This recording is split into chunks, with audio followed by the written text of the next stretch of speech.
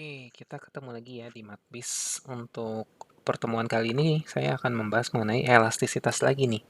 Yang minggu lalu itu kan elastisitas titik ya, atau point elasticity. Nah, kalau sekarang tambahannya atau variasinya itu namanya elastisitas silang ya, atau cross elasticity. Jadi perbedaannya itu di sini pengertiannya ya, elastisitas permintaan silang mengukur besarnya perubahan jumlah barang yang diminta terhadap perubahan harga barang lain. Jadi perbedaannya di sini ya. Jadi kita mengukur perubahan jumlah barang yang diminta, ya jadi suatu barang terhadap perubahan harga barang lain. Kalau yang kemarin itu terhadap harga barang itu sendiri, ya. Jadi misalnya elastisitas titik itu mengukur berapa sih perubahan jumlah barang, misalnya kopi deh ya produknya. Mengukur perubahan jumlah kopi bila harga kopi itu berubah. Ya, jadi harga barang itu sendiri. Kalau silang itu harga barang lain, itu bedanya. Kemudian besarnya nilai elastisitas akan menunjukkan bentuk hubungan antara barang yang satu dengan yang lain. Kemudian sifat hubungan itu dapat berupa hubungan yang saling melengkapi atau komplementer ya. Kemudian bisa juga saling menggantikan atau substitusi atau tidak ada hubungan sama sekali atau netral ya. Secara singkatnya kalau yang hubungan saling melengkapi misalnya kayak kopi dan gula ya. Itu kan produk yang saling melengkapi. Jadi orang minum kopi itu biasanya perlu gula ya. Kemudian bisa juga misalnya sayur dengan garam.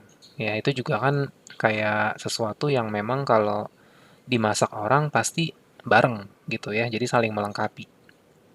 Terus bisa juga kalau yang saling menggantikan atau substitusi itu misalnya mengganti nasi dengan bakmi misalnya ya. Jadi fungsinya sama, sama-sama karbo ya, karbohidrat. Tapi ya karena misalnya nasinya itu harganya lagi mahal atau nasinya lagi kosong, kita ganti sama produk lain. Ya, jadi saling menggantikan. Kalau yang tadi melengkapi, ya beda ya. Jadi kalau substitusi itu menggantikan. Kalau tidak ada hubungan sih ini rada jarang sih. Biasanya tuh artinya itu antara komplementer sama substitusi aja ya. Nah, kemudian untuk rumus itu sebenarnya mirip yang kemarin. Misalkan elastisitas silang produk A terhadap harga produk B ya atau PB.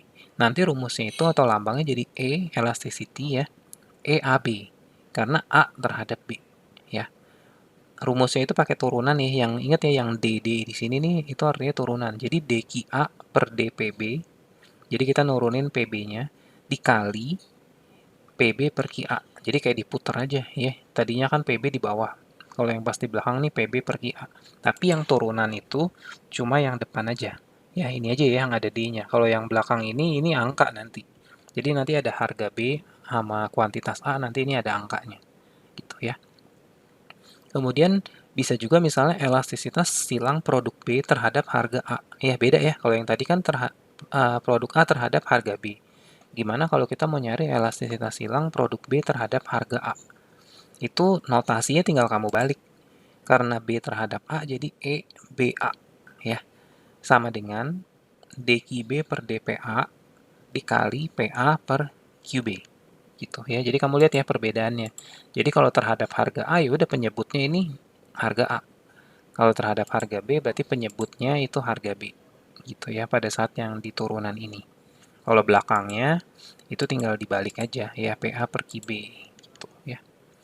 Kemudian artinya, jika hasil elastisitas silang antara dua macam produk bernilai positif, jadi hasil perhitungan yang dari rumus tadi itu plus, berarti kedua produk tersebut bersifat substitusi ya atau menggantikan. Kalau hasilnya itu negatif, berarti bersifat komplementer atau melengkapi ya. Jadi sekarang tanda plus minusnya jangan dimutlakin. Kalau yang minggu lalu kan elastisitas titik itu kita mengabaikan tanda plus atau minus. Yang kita lihat cuma angka. Nah kalau silang justru yang dilihat adalah tandanya plus atau minus. Kalau masalah besarnya angkanya malah nggak dilihat.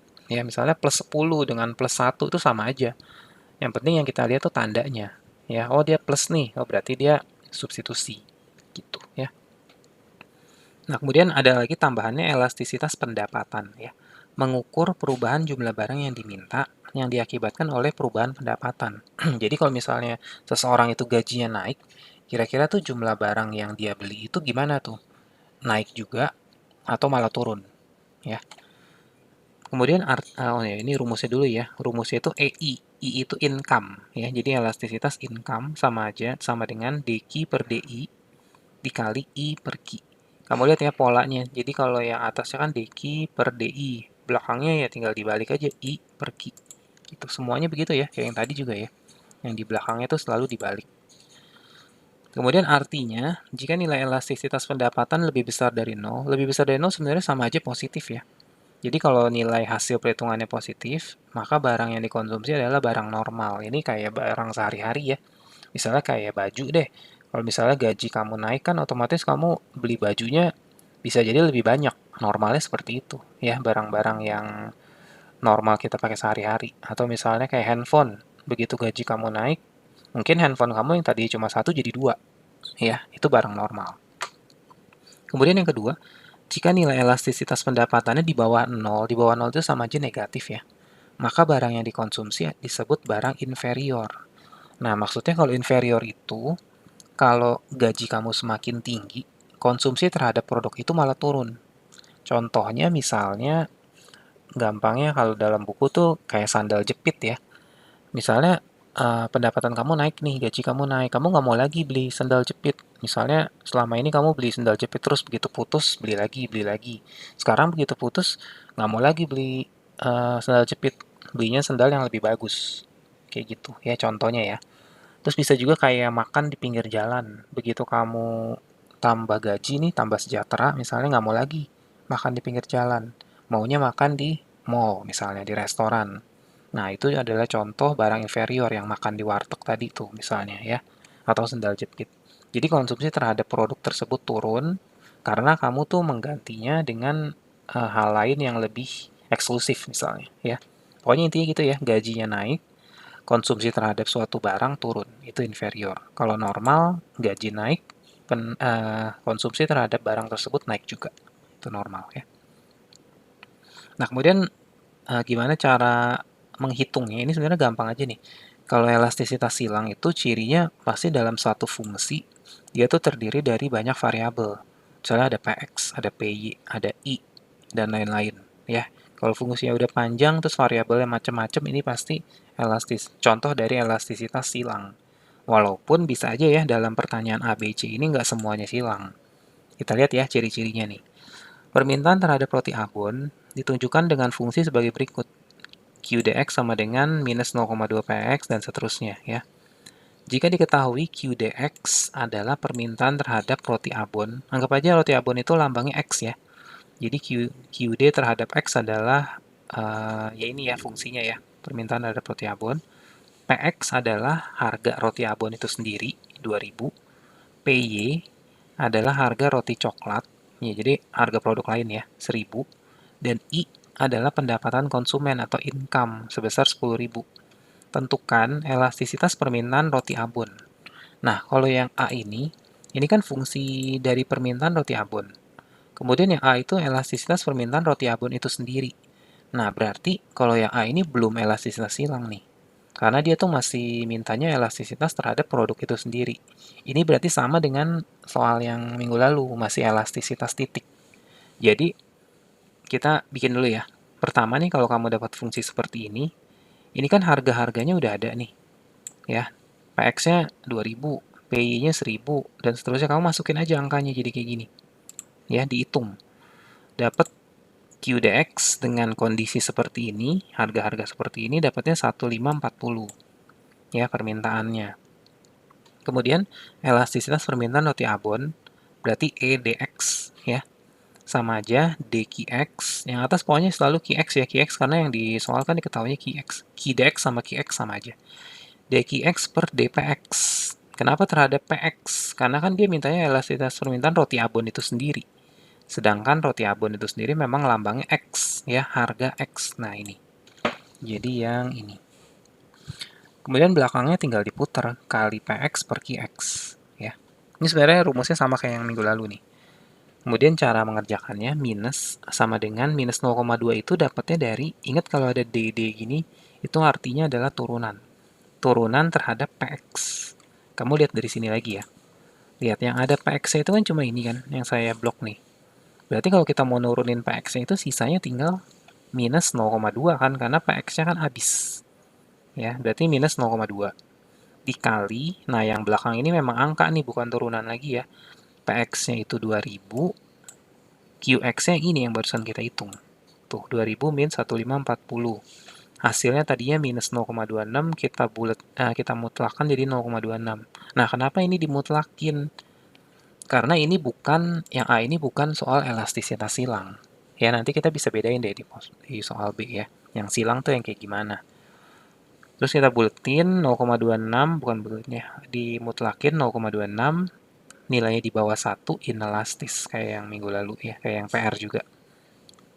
Nah, kalau silang, soalnya itu yang B, elastisitas silang roti abon terhadap harga roti coklat. Jadi sekarang udah melibatkan produk lain kan, yaitu si roti coklat. Ini udah silang nih. Nah, sekarang notasinya jadi EXY. Kenapa EXY? Karena X itu kan tadi roti abon. Roti coklatnya itu lambangnya Y nih di sini nih, ya. Jadi DQX terhadap DPY gitu. Dikali PY per QX. DQX per DPY ini adalah turunan. Sekarang yang diturunin dari fungsi yang dari soal adalah PY-nya. Kamu cari nih. Nah, ada PY-nya, oh ini doang nih. Berarti turunan dari 0,5 PY adalah ya 0,5 ya, karena kan PY-nya pangkat 1. 0,5 kali PY-nya itu dari soal nih ada 1000 per 1540. Sama dengan ini positif 0,32 ya, karena ini kan nggak ada minus kan di sini. 0,32 tandanya plus, karena ini udah silang, bukan artinya itu bukan elastis atau inelastis lagi, tapi substitusi atau komplementer ya. Karena plus positif berarti substitusi. Artinya tuh berarti antara apa namanya tadi roti abon dan roti coklat itu saling menggantikan ya. Jadi misalnya orang itu biasanya beli roti abon, tapi roti abonnya lagi habis nih. Oh ya udah, dia tinggal ganti roti coklat aja. Gitu. Itu yang saling menggantikan karena toh kan sama-sama roti dan mungkin dalam kasus ini dia sama-sama suka tuh rasa abon ataupun coklat, ya. Terus elastisitas pendapatan. Kalau pendapatan kan tadi EI kan. Walaupun rumusnya mirip-mirip kalau kamu lihat cuma beda penyebut kan. DQX per DI kali I per QX. DQX per DI ini turunan. Kamu lihat ya DQX per DI ini nih 0,1 I kan turunannya 0,1 ya. Kali 10.000 itu income per 1540. Dapatnya 0,65 positif juga atau di atas 0, artinya barang normal. Ya, berarti kalau pendapatan seseorang itu naik, permintaan atau ya permintaan terhadap roti abonnya juga naik. Gitu ya. Seperti itu. Jadi tinggal seperti ini aja. Jadi kalau misalnya dia cuma mintanya elastisitas permintaan terhadap produk itu sendiri, itu berarti bukan silang. Kalau silang itu udah melibatkan produk lain. Ya, seperti itu. Oke, saya stop dulu ya.